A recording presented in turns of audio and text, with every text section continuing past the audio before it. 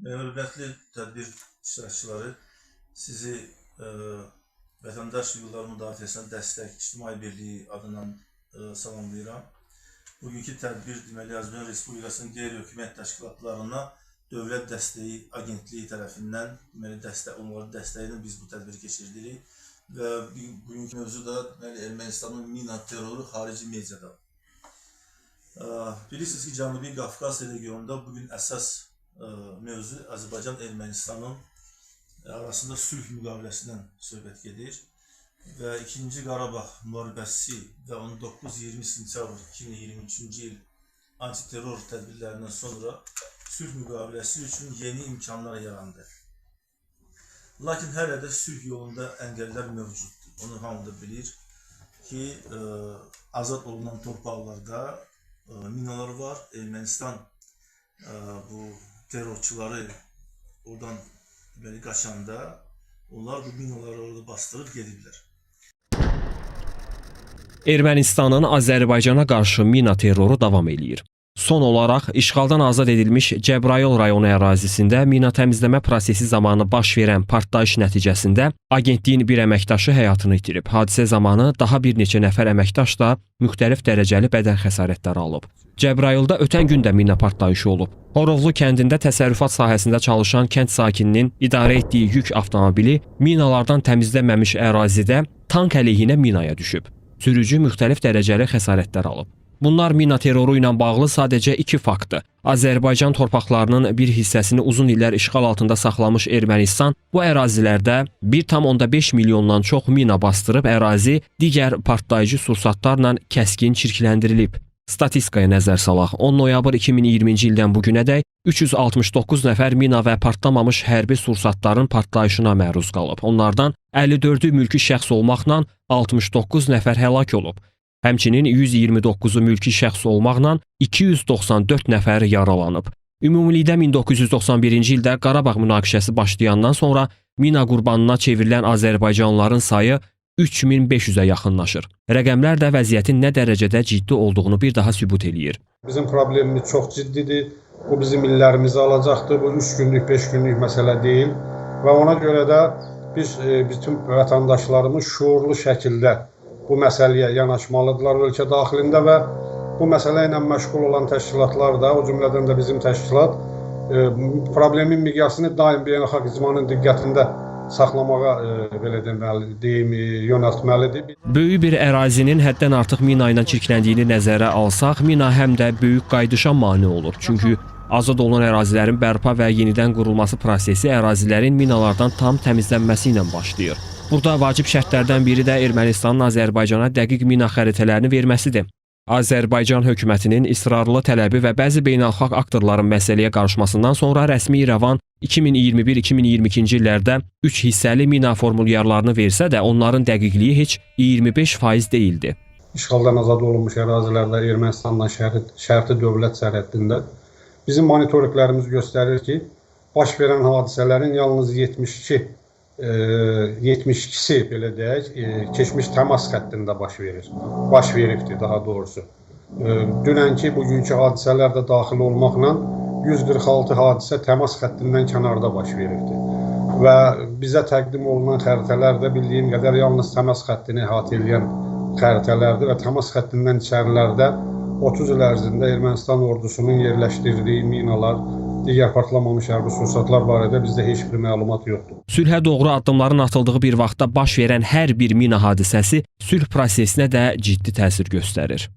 Hər hansısa bir insan itkisi və ya yaralanması aparılan danışıqların üzərindən belə deyək, müəyyən xəttlər çəkir, inamsızlıq yaradır və sülh prosesində də tərəflərin bir-birinə qarşılıqlı inamı olmalıdır. Ancaq bu baş verən mina hadisələri belə bir inamın yaranmasına səbəb olmur, çox təəssüf ki. Bütün bunlara baxmayaraq Azərbaycan azad olunan ərazilərin bərpa və yenidən qurulması işlərini sürətlə davam etdirir. Bunun üçün ərazilərin minalardan təmizlənməsi prosesi də sistemli şəkildə davam etdirilir. Son olaraq may ayında 4839 hektar ərazi minalardan tam təmizlənib. Həmin ərazilərdən 1068 ədəd partlamamış hərbi sursat, 251 piyada əleyhinə mina, 141 tank əleyhinə mina aşkarlanıb. Mina Təmizləmə Agentliyi vətəndaşları təhlükəsizlik qaydalarına riayət etməyə, mina təhlükəsi işarələrinin göstəricilərinə diqqətlə yanaşmağa və bələd olmadıqları ərazilərə daxil olmamağa çağırır. Və ümumiyyətlə belə bir belə deyim, qanun, müharibə qanunu var ki, o minaların basılan yerləri bir-birlərinə deməli tərəflər bir-birinə deməli verir.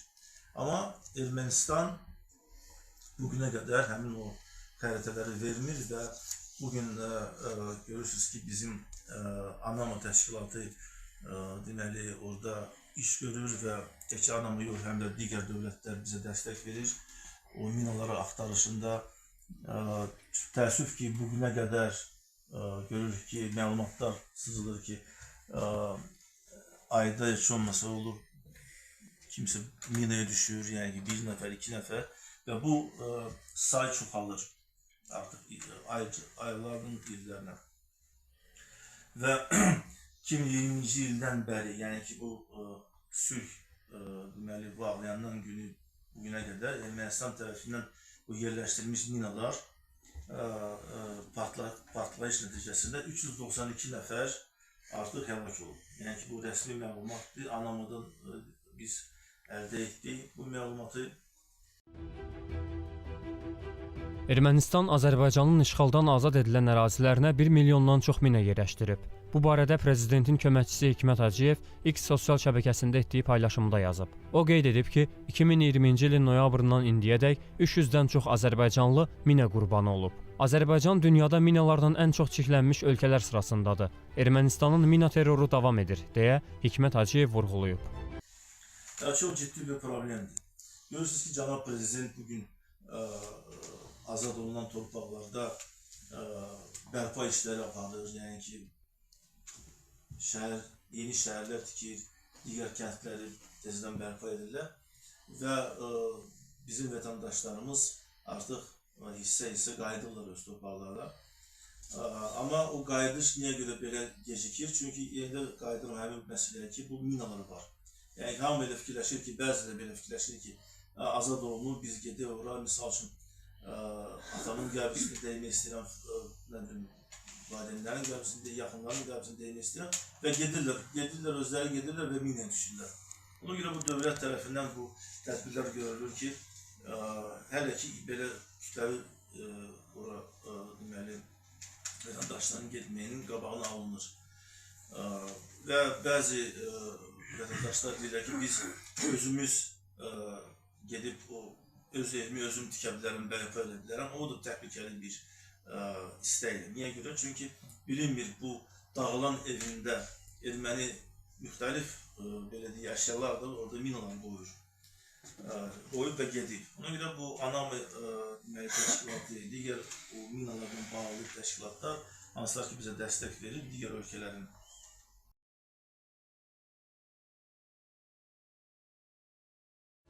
Ermənilər tərəfindən bastırılmış çoxsaylı minalar 100 minlərlə məcburi köçkünün işğaldan azad olunmuş rayonlara qaytarılmasına ciddi maneə yaradır. Müharibə dayanandan sonra Ermənistanın mina xəritələrini verməməsi səbəbindən 7 ayda 100-dən çox azərbaycanlı həlak olub və ya yaralanıb. Azərbaycan prezidenti İlham Əliyev Ermənistanın mina xəritələrini verməyə məcbur etmək üçün apardığı məqsədyönlü və prinsipial siyasət öz məntiqi nəticəsini verməkdədir. İyunun 12-sində Azərbaycan Xarici İşlər Nazirliyi Ermənistanın Ağdam rayonu üzrə tank və piyada əleyhinə 97 min minanın xəritələrini Azərbaycana təqdim etdiyini açıqladı. Bu, 30 il işğal altında saxlanılan Qarabağın azad olunması ilə nəticələnmiş zəfərdən sonra dövlətimizin başçısının növbəti qələbəsi kimi səciyyələndirilməlidir.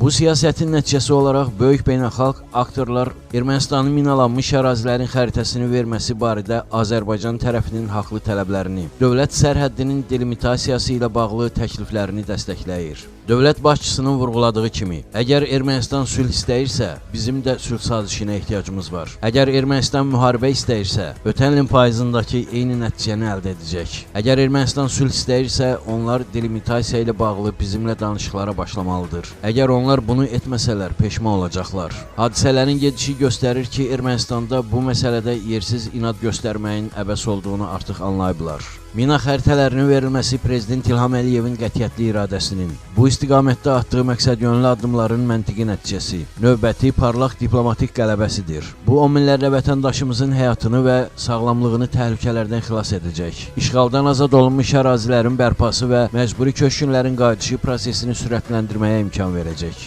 Qarabağ erməni işğalından azad edildikdən sonra Azərbaycan üçün ən aktual məsələ bu ərazilərin minalardan təmizlənməsi və bu ərazilərin yenidən bərpasıdır. 30 il ərzində erməni işğalçıları çoxlu sayda sədd xəttləri, torpaq qalaları, istehkamlar düzəldib. Bu ərazilərdə 100 minlərlə mina bastırıblar. Ali Baş Komandan İlham Əliyev bütün çıxışlarında ən sərt formalarda bu xəritələrin vacib olduğunu və Ermənistanın bu xəritələri təhvil verməli olduğunu bildirib. Prezident İlham Əliyev bütün beynəlxalq platformalarda, bütün çıxışlarında Azərbaycan torpaqlarının minalanması məsələsini dilə gətirib. Dövlət başçısı dəfələrlə beynəlxalq ictimaiyyətdən bu məsələyə müdaxilə etməsini və Ermənistandan xəritələri verməsini tələb etməsini bildirib. ABŞ Dövlət Departamentinin və Avropa İttifaqının bu məsələ ilə bağlı çağırışları, Ermənistanın xəritələri vermək məcburiyyətində qalması Prezident İlham Əliyev diplomatiyasının növbəti böyük nailiyyətidir. Artıq Azərbaycan prezidentinin bölgədə yaratdığı reallıqlar öz sözünü deyir. Kapitulyasiya aktını imzalayan Ermənistan hakimiyyəti indi də mina xəritələrini vermək məcburiyyətində qaldı. Mina xəritələrinin olmamasından təkcə Ağdam rayonunun ərazisinin minalardan təmizlənməsi prosesi illərlə uzana bilərdi ki, bu da Azərbaycan büdcəsinə əlavə olaraq 10 milyonlarla manata başa gələcəkdi. Ölkəmizin yüzlərlə vətəndaşı həlak ola bilərdi. Təbii ki, bunun da nəticəsində bərpa işlərini sürətlə aparmaq və əhalinin bu torpaqlara qayıtmasını təmin etmək mümkün olmazdı. Qarşıda isə Qarabağın sürətli bərpa prosesi dayanır. Bu xəritələrin olması bu prosesin həm sürətli, həm də təhlükəsiz aparılmasına imkan verəcək. Onlar orada iş görürlər. Bu ilə bağlı, deməli, bizim elə mövzumuza aiddir. Bu, Ermənistanın mina terroru xarici mətbuatda. Bizim təşkilat, deməli, 8 ölkədə, Pakistan, Türkiyə, deməli, İranda, Gürcistan, Avstriyada, Polşada, deməli, iş aparıb. Müxtəlif məqalələr çıxıb bu Ermənistanın mina terroruna bağlı, onların dilində.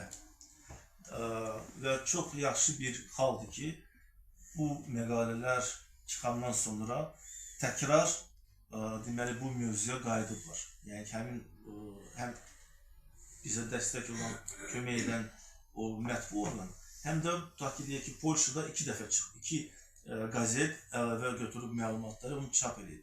Yəni, bu yaxşı bir nəticədir və artıq bizim təşkilatda dövlətin siyasətinə dəstək verir. Çünki görürsünüz ki, cənab prezident bunu BMT tribunasından danışır, Ermənistanın mina terroruna bağlı. Digər deməli, xarici İşlər nazirləri öz həddinə işləyirlər və bizim də deməli, təşkilatımız bu böyük bir işdə az da olsa biz dəstəyimiz veririk. Xaricdə, demək, xarici vətəndaşlara məlumatlandırırıq. Deməli, bu, baxmayaraq ki, artıq atəşkəs əldə olunub. Ermənistan baş naziri öz çıxışlarında artıq başqa formada bizlə deməli, danışır. Daha müsbət deyək ki, mesajlar verir bizə ki, sülhə getmək lazımdır, yollar artıq açılır, nəqliyyat yolları nəzərə açılacaq, hündərəlik, neft və qaz boru deməli, tikilişi nəzərə tutulub, onun deməli, açılışı. Amma buna baxmayaraq biz öz işimi görməliyik, hər bir vətəndaşı da mən bu işdə çağırıram, kimin hansı bir imkanları var, yəni kimisi bir xaricdə, Rusiyada və ya Gürcistanda, başqa bir ölkələrdə yaşayan qohumları, tanışları varsa, sözsüz ki, çalışmalıdır. Bu işdə dövlətə, prezidentə dəstək olsun və məlumatları ora çatdırsın. Bugünkü bu mövzu ilə bağlı istədiyimiz fikir bu idi. Əgər suallar varsa, buyurun. Suallar yoxdursa, sizə çox sağ olun. Tədbir işlərini görə can sağ olun. Sağ olun.